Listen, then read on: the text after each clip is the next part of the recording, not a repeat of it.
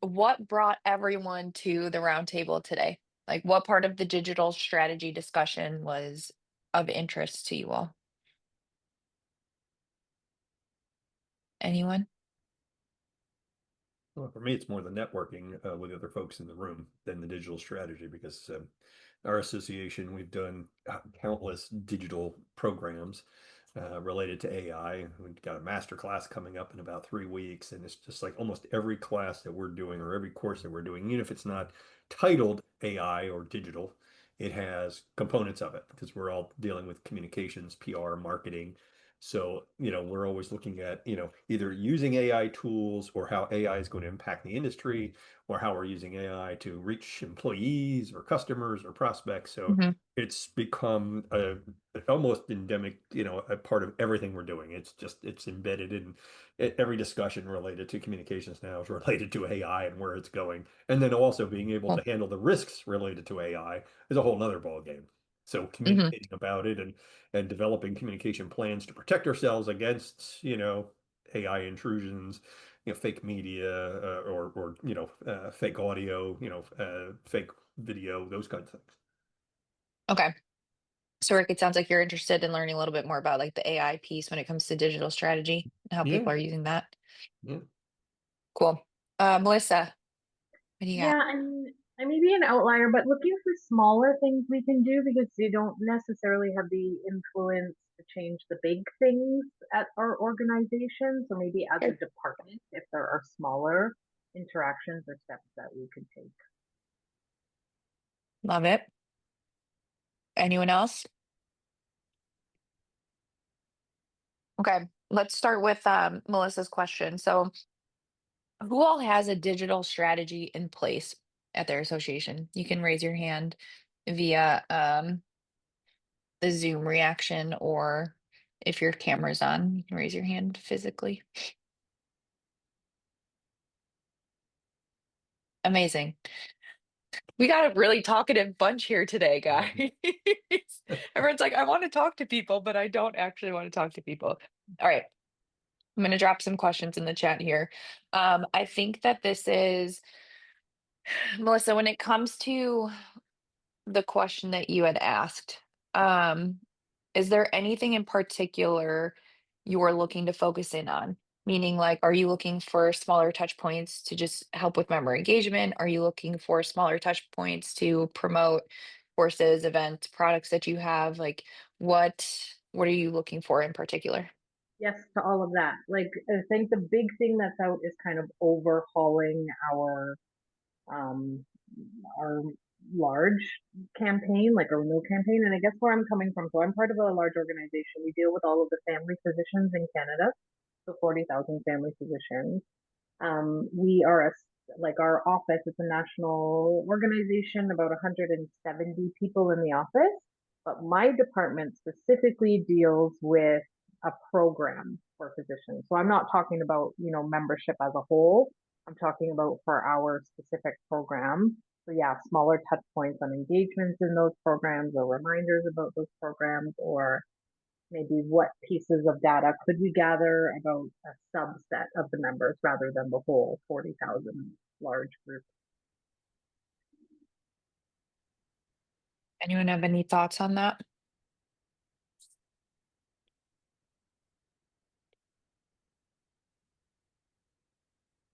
Cool. Still a very talkative bunch today. Yes. So Melissa, I think from my experience, so again, right now I'm with PropFuel. So I'm the senior marketing manager here, but prior to PropFuel, I was at associations for about 8 or 9 years. And I was primarily working in the healthcare space. So I was working with like sleep physicians and then emergency nurses and then dentists as well. Uh, I think as far as you guys have a larger membership, so it sounds like you're looking for ways to better segment how you're connecting with those people. Okay. And are you guys using PropFuel? No, we're not. Okay. So, and this is something that you can do in like other email systems as well. It's just going to be a little bit more of a manual process. But for us, it's always about like asking questions so that you can figure out what members are actually looking for. And that starts with asking questions like how do they want to be communicated with? What types of things are they actually interested in? Because once you gather that data, then you can kind of put people on like an individualized journey from there specific to what they're looking for. So I think do you guys do like annual surveys or anything to collect information? Do you have a resource that you lean into to collect information on members? We could, yep. What do you use for that? We would just gather it like via survey tool, whatever the survey tool is that we have, right? Like basically email out a survey tool and gather it that way. Yeah, do you do that often or do you just do a yearly? As an organization, they do it, but as a department, we haven't. Okay. Anyone have any thoughts or recommendations on? And actually, you bring up a good point maybe to the group as well. So when we ask members, how would you like to be communicated with? The answer is email. But then when we send them reminder emails, they never read the email. Like, Yeah. what's not adding up there? And I guess has anybody else sort of found another way around that or other successful channels? I don't believe them when they say they want more email. Hey, it's Jordana here. I think one of the things that we've changed in how we ask people is not so much how do you want to be communicated, but the frequency. So we know that they primarily have traditionally said they want to ask, they want email. So we've actually asked like, what days make what days are you reading your emails, right? And so we found that if so I work primarily with schools and like teachers and principals, and we found that they are actually more likely to read an email if I schedule to send it on like a Friday or Saturday, because Sunday evening, that's when they're kind of going through that. And so we kind of, instead of saying how do you want to communicate with us, or how do you want us to communicate with you, it's like, okay, we are going to send you the bulk of the most important information on one of these days. What day are you going to read it? And most of them are like, we're going to read it Sunday night before the work day starts again on Monday. And we found that our open rates do tend to trend a lot higher if we do a send on a Saturday or Sunday, or even a Friday afternoon, because they're kind of wrapping up their week versus like a Monday through Thursday send, if that's helpful to kind of maybe see if you can swap that schedule out. Yeah, that's very helpful. Something we hadn't considered. Thank you. I would add to what you're saying, Jordana, is it also goes beyond just the timing. It's who is the source of the information. So, having worked with a lot of companies on their internal communications, it's who do they trust on certain topics, and who do they want to hear from on certain topics. So, if it's the long-term strategic direction of the organization, they would love to hear from the president of the organization or the paid administrator, whoever it is. If it's membership, it should come from membership. If it's from programs, it's probably somebody from programs. In a corporate environment, it's the director of HR, it's the director of marketing, it's the CIO, whatever, that particular issue is dealing with, who should that message come from? And that adds a lot of credibility to the message as well. Because if I receive information from the different associations I belong to, I look at, who's the sender? And then, how much faith do I place in that message? And do I even want to open the email? So that plays a little bit into it. Thank you.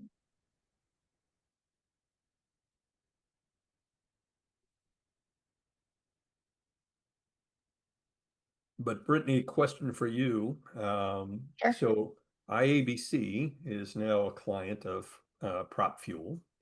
So I'm curious how at the chapter levels or the region level that we'll be able to leverage the platform. And I don't want to make it a big commercial for Prop Fuel, but certainly the International Association will do it. But when it gets down to the local level, most of the chapters are handling their own communications, and they handle their own programs, they handle their own messaging to their members. The International Association, of course, is communicating about their programs, bigger level issues, things like that. So how will that bubble down? That's a great question. So do the chapters use the systems that the international No, there's association is nothing using? yet. It's brand new. So I think Prep Fuels pretty much just signed that deal within the last maybe 2 months or something. So we haven't heard anything. Okay. We haven't heard it distributed any information to the individual chapters as to, what that's going to mean or how it's going to be used or what they're going to do with it, or is it going to be a tool that's going to be accessible to the chapters? We don't know yet. Okay. So I think that's probably going to be like a national organization decision. I can ask our client success team how people typically use that when they want the chapters to be using the system as well. I think it varies between again, if the National Association is giving access to Propule via their account, or if they're having things separately.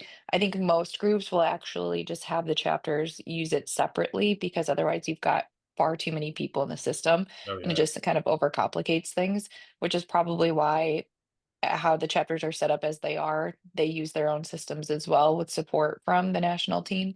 But I'll check with our client success team or I can get back to you. Yeah, because certainly I would love to get using it as fast as possible. Yeah.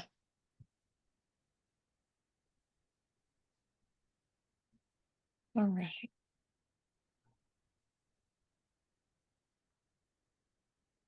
Any other questions, comments, concerns? Otherwise, we'll just go through the questions that I drafted and see what comes up. I do have like a random question, which I don't know if this is like Awesome. the best place, but the association we work with, we're very event heavy. Like we do like 50, 75 events a year. So one of the things that I've struggled with is just like finding enough days in the year to promote them. Because everyone thinks their event is the most important. So we run into sending like a lot of emails all the time. We have like 1 week where we have 3 events, so it's just like, so I guess like, has anyone like encountered like, um, outside of just like a general newsletter, like ways of like consolidating event promotion while like not, while still honoring like sponsors, like the sponsors for the events and like the internal stakeholders, like thinking that they're not being like pushed off to the side, but also not sending 7 billion emails a year. So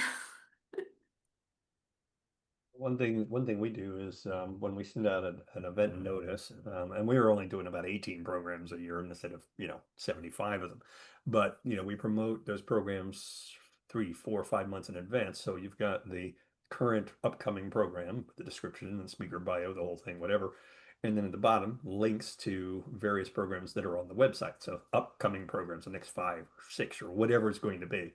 And that encourages people to register for multiple programs, and we're not sending them out a million emails, but we do find that people will register for multiple programs at one time because they have advance notice, and we're scheduling out 7, 8 months in advance.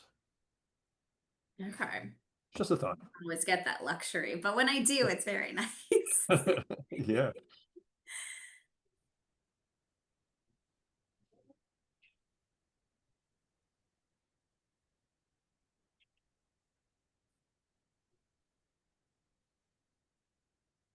Looks like Jordana, do you want to speak to Yeah. your comment?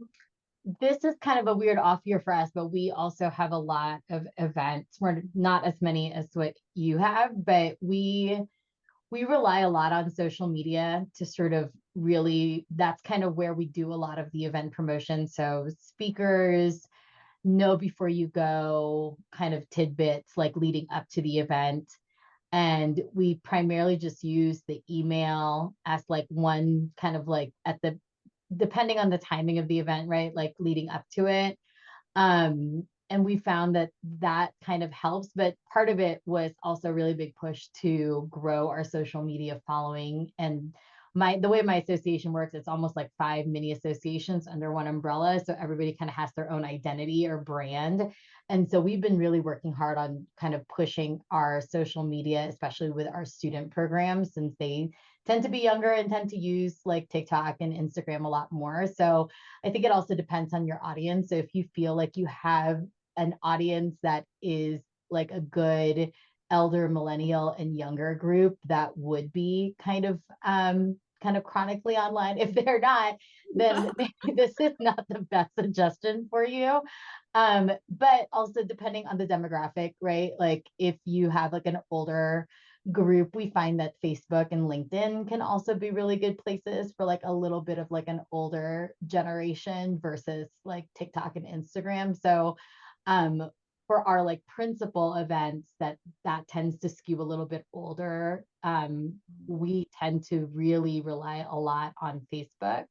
And then we rely a lot on like sort of our heavy users to be like the reposters of things and to kind of help generate some of that buzz as well. Our board members, we like tell them to repost on Facebook, try to, be like, who am I going to see at XYZ? And like they tag all of their friends on it. And they still seem to engage really well in like a Facebook platform. Not so much on LinkedIn with this industry that I work in now, but Facebook tends to work really well, especially if it's like an older demographic. Yeah, no, we have an older one. LinkedIn is our main social channel.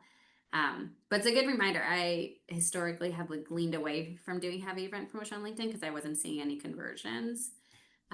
But it's a good reminder to go back and try it again. So thank you. Yeah. Francis, you could also try something that the Financial Times, Washington Post, and Wall Street Journal do. So they have event series where they have a whole bunch of speakers, and these series just run on an ongoing basis. So it's like a technology series or thought leadership series or something. So they'll send out an announcement, and it'll have maybe 5 programs or 5 speakers or something, and then they can just highlight those events, coming up in the next, 5 weeks or 6 weeks or something. Um, it's a nice approach because again you see the various events and you can register. What we do is just literally just links at the bottom of the current announcement, but they're actually posting like a full blurb or something, a paragraph on each one or 2 paragraphs, and it has the speaker's photo and the date, the time, and everything. And you can go in and you can register for all those at one time, or you can register one offs. Something to think about. Yeah, no, that's super helpful. Thank you. Yeah.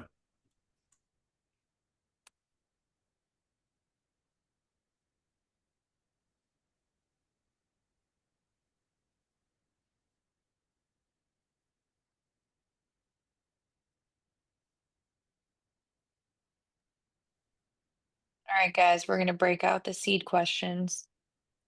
All right, starting from the top.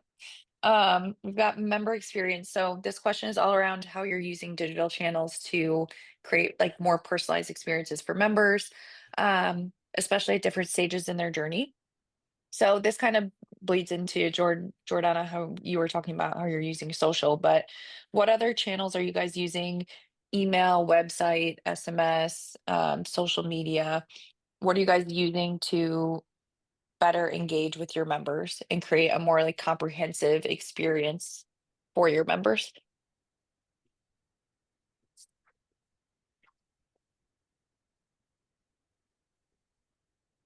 All right, nobody's talking today. I know. What's Everybody, going on, guys? Do we everybody's need to mute. take a Everybody's we need to mute. take a minute? I mean, Do you guys want to talk about something else? I'll jump in. I mean, That's an option too. we use LinkedIn, we use Facebook, we use Twitter/X. We communicate through a lot of LinkedIn groups to promote our programs and events. When I send out a mailing, I'm going to probably 8 or 9 LinkedIn groups. I promote it through our association's parent website through they also have an online forum where we post events notices. We also partner with other chapters and partner with other organizations that are similar to ours. So we get a lot of cross promotion. Even other chapters around the country are promoting each other's events. So that helps a lot. And then email announcements that go out related to what's going on in the chapter.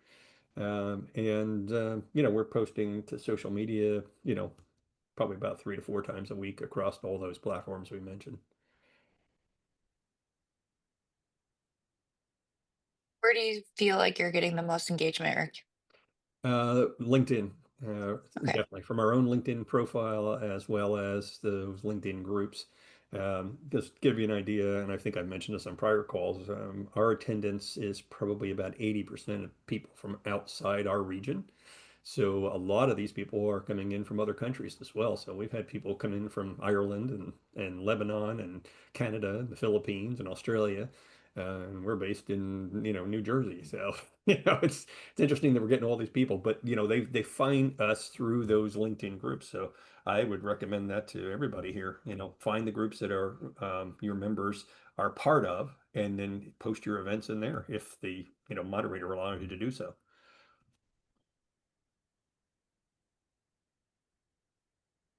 Kind of leaning into LinkedIn groups. We have a LinkedIn group for our members, but Not your own LinkedIn group. I mean, you I could do that, know, but but it's like all I those just other LinkedIn groups. So sparked a thought because that LinkedIn group, I don't know what we're doing with it. It's kind of like a hot mess. So has anyone else created or like has insight into like how to engage? Like, because we've tried engagement efforts and everyone kind of like this meeting, no one talks. yeah. So like, I'm yeah, I guess, surprised that any LinkedIn groups work because most people tend to fade away. yeah. Either get so heavy with self promotions, or people are just not bothered. They're not going there for their information. But I do find, like I said, for the industry groups, it is effective. So like I'm looking for groups that are focusing on PR, marketing, advertising, professionals. There's CMO groups, same kind of thing. So I'm reaching out to all of those groups.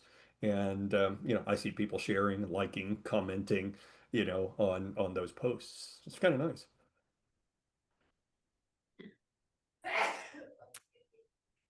Bless you.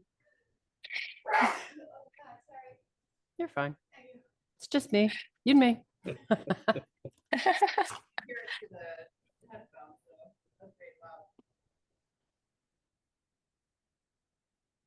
All right, what other channels are people using? Anything else? Is there a channel that you guys are using that isn't working? That you still put time and effort into? We haven't figured out yet really how to leverage Instagram as best as we can.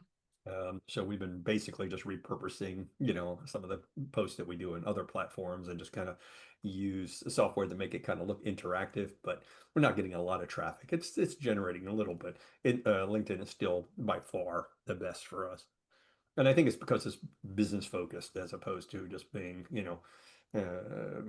showing short video clips or something. I think people are really looking at, professional development, at least for us, on LinkedIn. yeah. Twitter/X is definitely on the downslope for us over the last year. I don't know if anyone else has seen that, but it seems like it's on Facebook is our biggest channel, so put much more focus on that and Instagram, and then LinkedIn to a certain extent. But yeah, which it's kind of a relief. It's like one less thing we have to put time and effort into. So I mean, we'll see how that continues to go. But I will say is that we're new PropFuel clients, and that's been just building out campaigns there. So focused on email. We also just launched the website pop-up engagement tool, so that's been really valuable for us more recently. I could say that because I don't work at PropFuel, but we just use it, so free ad for them. Thanks, Chad. So Anthony had mentioned that they find social media is pretty small unless you pay to boost it or use ads. Uh, is anyone doing paid ads on social channels? Oh yeah, No, we Rick. use it a lot actually for our events and our scholarships. We do a lot on Facebook in particular. Again, our audience is a real mixed bag, so we don't really know where to find them sometimes. Like sometimes they're really engaged in email. We have an online community that has a pretty strong presence, but they don't always engage with the things we think they're going to. So we've been sort of throwing a little bit of money at ads to see like what's going to really resonate with certain audiences, especially when we open up things to outside of our membership. So like non-member only events, to see if we can use that for lead generation. And I don't know how effective some of those things have been. We had really big event this past summer that we were hoping to gain some traction on when it came to Facebook ads and some other social ad placements. And it didn't do as well as we thought it would, as it had in previous years. But I also feel like my industry has been really affected from just a lot of budget cuts because they rely on a lot of federal funding. And so I think that, it was just the timing and just budgets have really sort of hurt us there. And so we're still doing a couple of things when it comes to some Facebook ad placement, but are not seeing as big of a return as we have in previous years. Yeah, I can jump in to say we do Facebook, we do advertising on Facebook, Instagram, TikTok, Snapchat. I find it doesn't convert, but if you want to like get some awareness, like we've had a big PR campaign. We're medical imaging and radiation therapy professionals, and so we've had a big PR campaign to get the word out about the profession, and you can get like views and videos and impressions, right? Like I think that all with the paid stuff it works, but converting, we're not a big event association, but converting on like memberships or the events that we have it's pretty small through social media.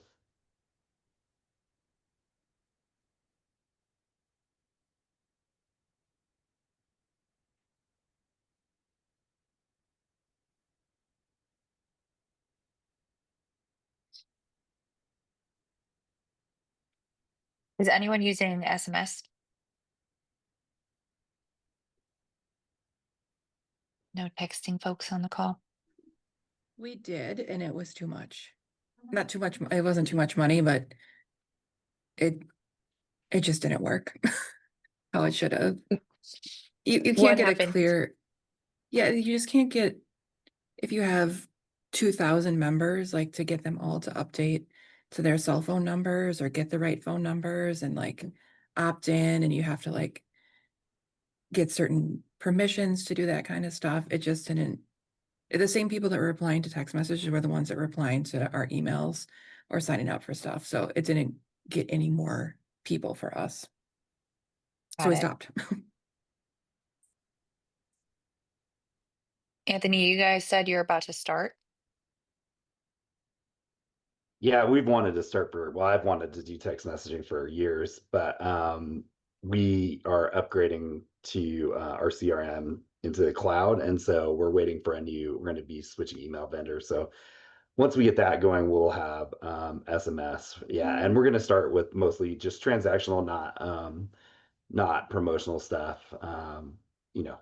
Gosh, if my dentist can send me 900 text messages, I think I can do it. So we're a little behind on that, but we did start using ringless voicemails for renewals. It's another touch point. It almost ends up like a text message because nobody answers their phone. You just read the transcript of your voicemail. So we could do that because it's a separate platform. And so, I mean, I wouldn't say it's like hugely successful, but it's also doesn't cost very much. And then you can send out, it's just another touch point for renewal. So.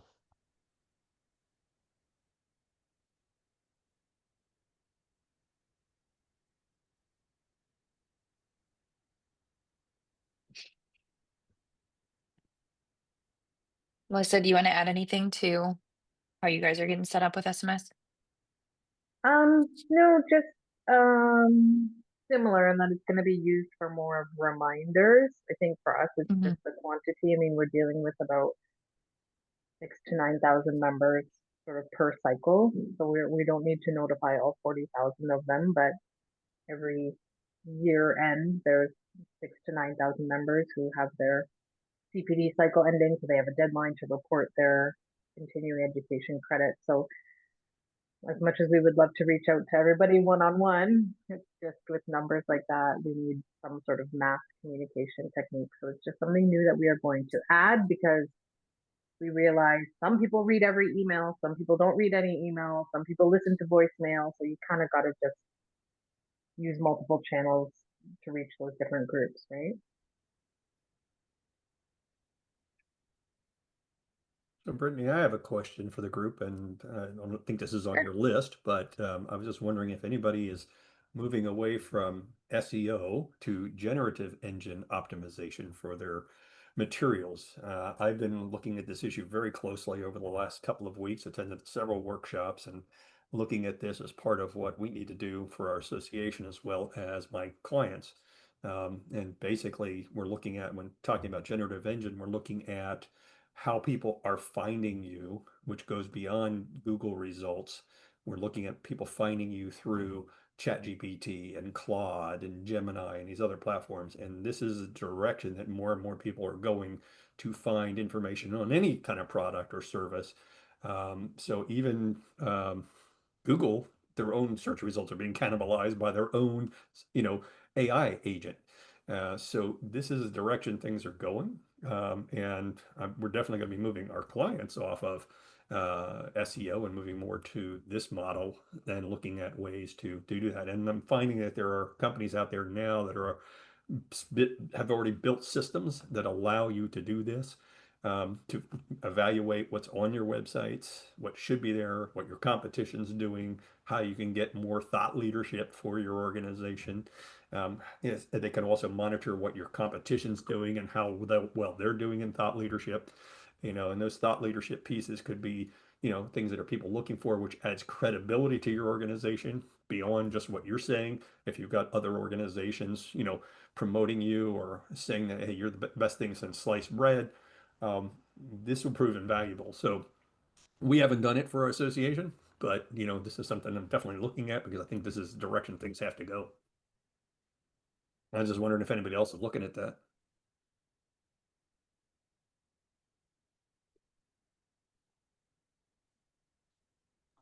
No, but Rick, if there are any resources to sort of look into this, I know that we had started talking, we had our marketing team at a conference a couple of weeks ago and started talking about the effectiveness of SEO and whether or not there are other means for us to really sort of hone in on how people are finding us. And Yeah.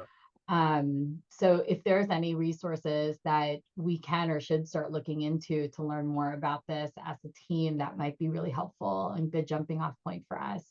Yeah. The one I was looking at was a platform called OpenForge.ai. And it's very robust. It runs about $400 a month, which is a drop in the bucket, especially if you're a larger organization. The pricing may be higher for bigger organizations, depending on how much data is going into the system. But I'm actually sitting in on, I attended a workshop last week. I'm going to sit on another demo next week. And I think we're going to move forward for this with some of my clients because I think it's just something that we have to do. And looking at being able to see what your competition's doing certainly helps because you can, say, oh, it's working for them. Can we do the same thing? Or can we, blow right past them because we know we need to write more blog articles or we need to get more third-party endorsements or whatever, we need to have more testimonials, whatever it is going to be. A lot of that stuff can be done right there. And because it's AI, it can actually craft some of the messaging for you, which is even better. What was the name Yeah. of it? It's called OpenForge, FORGE.ai. Thank you. Sure.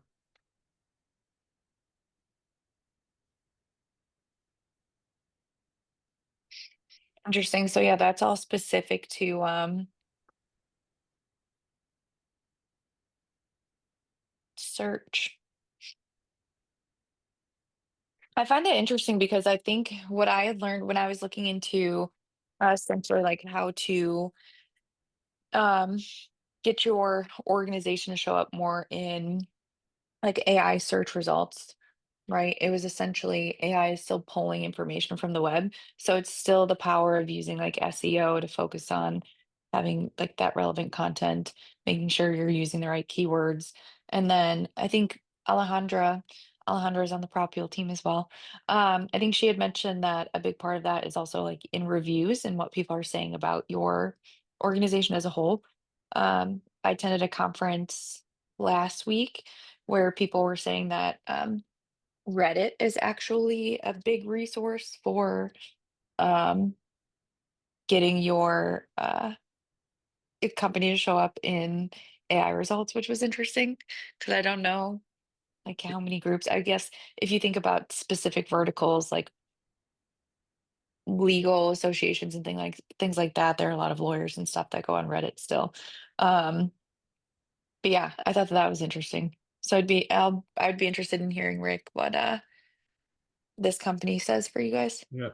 Well, the question for Reddit is, is it trustworthy? I mean, anybody can Right. post, so you just don't know. So, I mean, if it's coming from, the Financial Times, that's one thing. If it's coming from, Susie Smith, sitting in her basement typing something, they're very different levels of credibility. So, I don't use Reddit. I don't really trust a lot that I see there, but I would trust the Financial Times. Mm-hmm. I think the power of Reddit and why it's become an appealing source, like what you're talking about, Brittany, is that it's user generated, so it's kind of tapping into the quote unquote wisdom of the crowds, and obviously that can go a lot of different ways. But I think with the sort of onslaught of AI generated content, that's become a place where, at least in theory, you're hearing from real people and getting their perspectives and the views that AI is then pulling from. So Yeah. obviously you got to take everything with a grain of salt and kind of a critical look. But I think that's kind of the main appeal of it. Yeah, I think there is certainly that element like you're talking about. It's kind of more of it's individuals as opposed to the company and what the company says about itself. But I also look at it like the reviews on Glassdoor. It's the only people that are talking are the ones who are dissatisfied. There's not a lot of good employees out there saying how great their company is to work for. It's the people who are very dissatisfied who are posting on Glassdoor saying, "Oh, this company's terrible to work for." So you get kind of a slanted view sometimes of what the reality is. But yeah, from a monitoring standpoint, you could use Reddit for certainly identifying emerging issues, certainly trends, kind of what people are talking about, and then research it even further.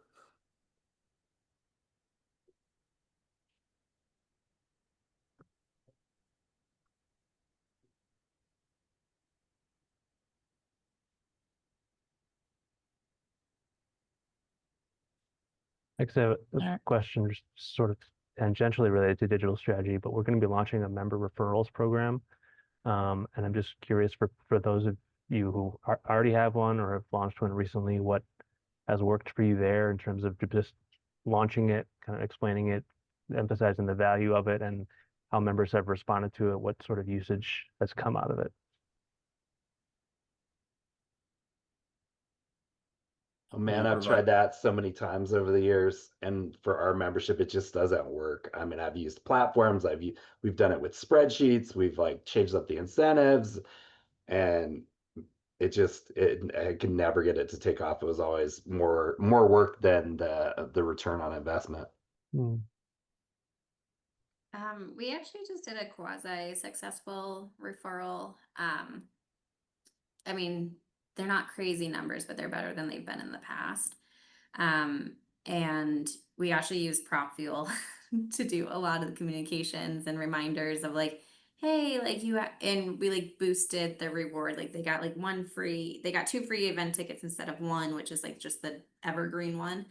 So it was a lot of like touch points, be like, hey, like, have you submitted names yet? And they submitted them directly through Prop Field to like keep them native and like one less step for them to like do. So it's the best one we've done so far. Again, I think we got like 10 or 15 people from it or like leads from it. I don't know how much they converted, but that's more than we've received. So we were like step in the right direction.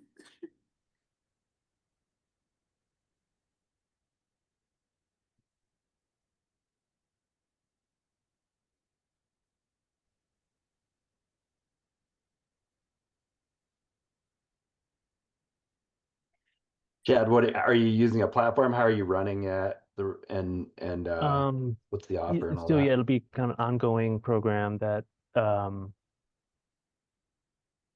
each member in our AMS has a unique referral code that then they'll give to whoever their nurse friends, colleagues, and then once they use that code, when that new member uses that code, they'll get 15% off the membership, and then the member who referred them will get it's kind of a graduated system of discounts. So like for the first one that they'll get a 15% discount off with anything in the ENA store. and then so like the first referral and then the fourth referral and then the 10th referral, they'll get like higher and higher discounts. So it's kind of a win-win for both people on both sides, but then also trying to have that incentive of getting more and more. We're just launching just sort of this ongoing program, and then the thought at some point is to do a sort of time limited competition between the state councils and try to add some more incentives with that. That's still in development. But yeah, just for now, just trying to keep it relatively simple. And they'll get automated emails from Nimble, giving them their code once they activate and things like that. So we'll see.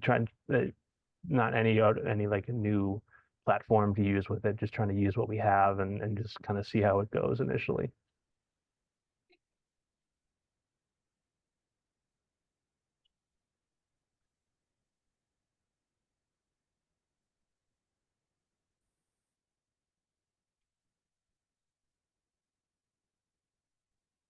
Any other thoughts on referral programs?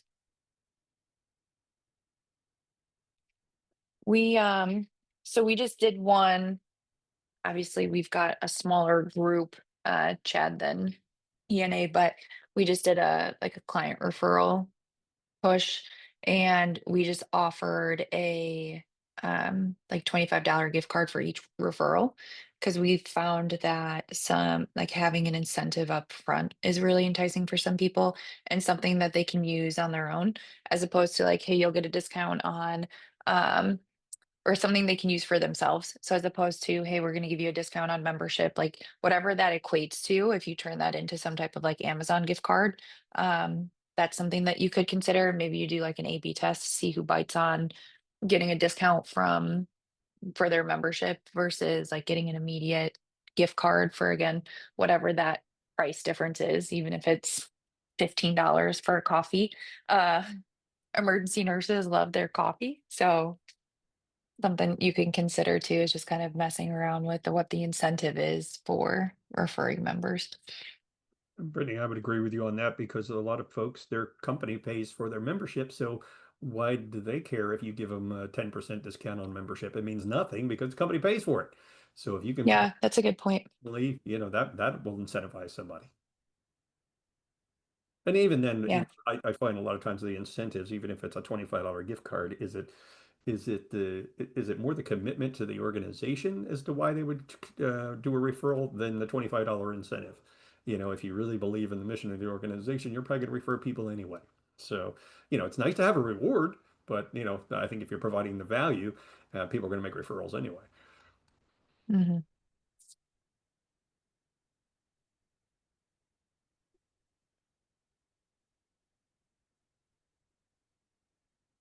All right, guys, I'm going to skip to the last one unless somebody else has a question.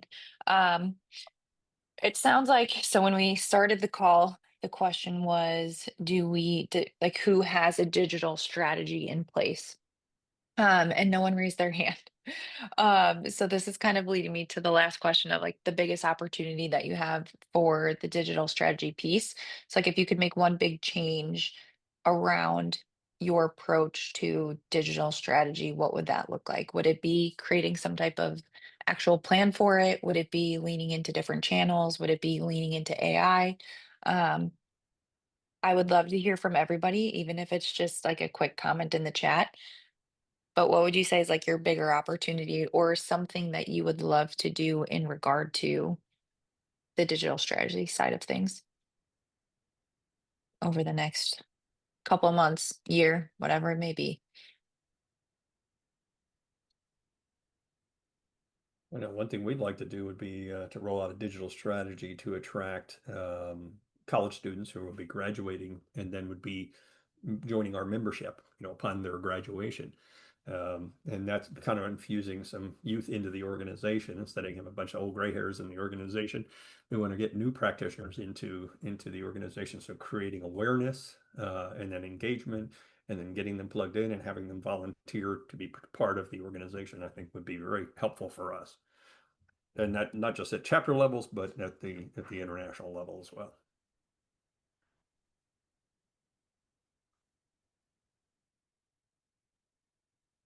I'd love to figure out how to be more nimble and faster with getting different marketing pieces out. We have, you know, a lot of touch points that think everyone needs to lay a hand or eye on something, and depending on what that thing is, can take a lot longer to get out the door, and then by the time it is, like, on to the next thing. So with especially with social media, it's can really benefit from things not being so overproduced and on this timeline that really slows things down. So figuring out how to manage that while also, you know, that making sure it gets seen by enough people, but not too many people to slow things down.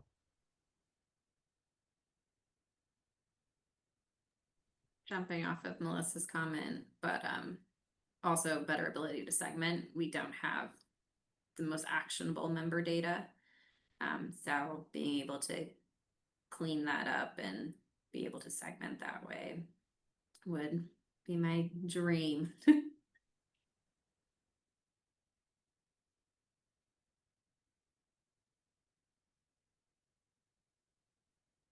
Yeah, I think for us, it's switching over to the new email vendor, building out our campaigns in that vendor, and then adding the text messaging. And then just kind of, you know, we've been sort of working on trying to get our CRM upgraded for a couple years, so it's kind of slowed everything down. So I think for us, that's the biggest part, is kind of getting that going, and it'll help with all the integrations, and we'll be able to build out campaigns easier because the email platform we're moving to will be easier to use and set up campaigns for, less help from IT or to build lists and stuff like that.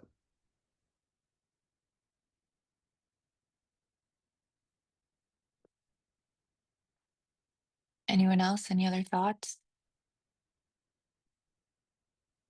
So it sounds like SMS is a big one.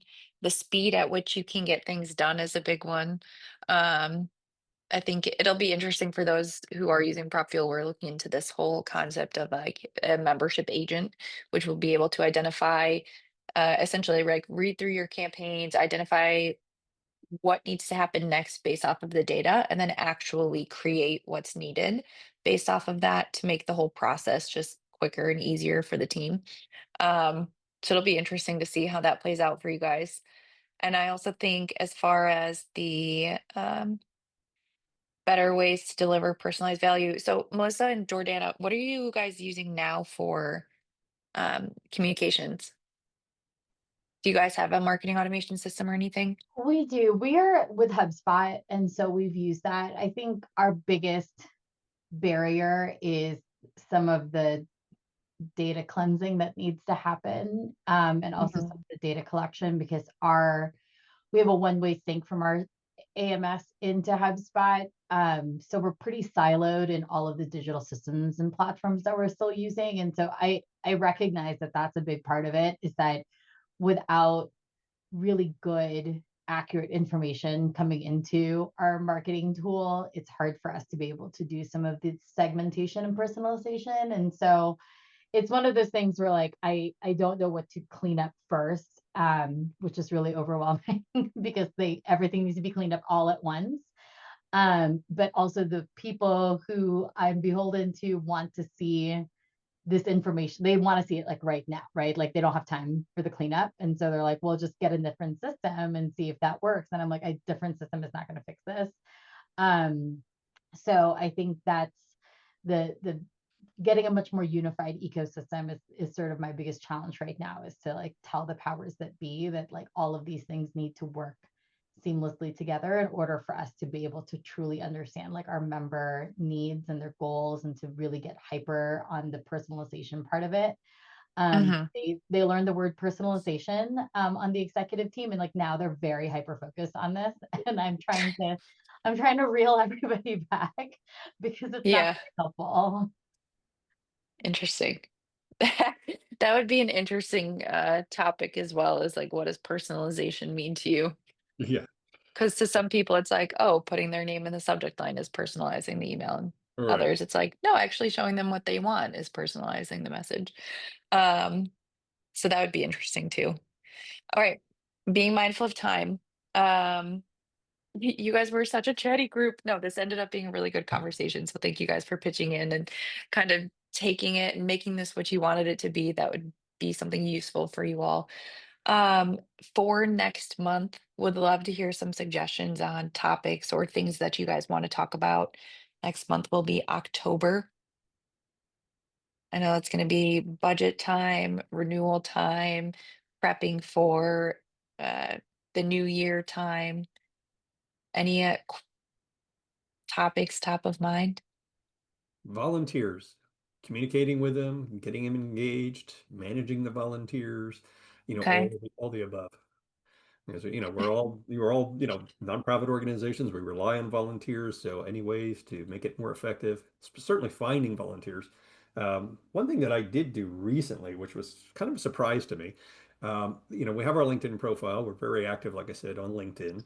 And so I went in and I looked at all the people who have joined, or followed our page, in the last, say 2 months or something, and just reached out to them and just sent them a message through LinkedIn and just said, hey, thank you for following our page. If there's anything I can do to help you with professional development, finding, your next move in your career or whatever it is, reach out to me. And almost every single one of those people reached out to me, and almost every single one of them volunteered to participate, on a committee or something. So that was just something I just did it off the cuff there, and it worked. So it's something that some of the other folks here may want to try. Just go in there, because LinkedIn will show you, who's following your profile, assuming you have a professional account. You can do that, and you just go and look at say maybe the last 15 or 20 people, and just send them a personalized message, and people appreciate it. Love it. Melissa, do you want the Canadian Thanksgiving to be the topic? Oh, Or are you I just would adding love that to the list of things that are coming up? When is list of that? things in October. We do Thanksgiving in October. And no, if this was in person, then we would do in person Thanksgiving with food involved. I don't want to just talk about food. But yeah. Yes, happy to Tempting, but participate. Yeah, exactly. Happy to participate in October outside of the Thanksgiving long weekend. If we do that, then all right. if we do that, we got to do Boxing Day too. Oh yeah. Perfect. We'll do all the holidays. There you go. Any other topics you guys want to talk about? We've got volunteer engagement. Is that the pick? That's a good one. All right, cool. We'll go with that one. All righty, folks. We'll give you back, unless you have any other questions, thoughts, comments that you want to pitch in. I'll give you 5 minutes to take a little break if you've got another meeting at 1. Otherwise, 5 minutes, do whatever you want. Thanks. Thank you. Thanks, guys.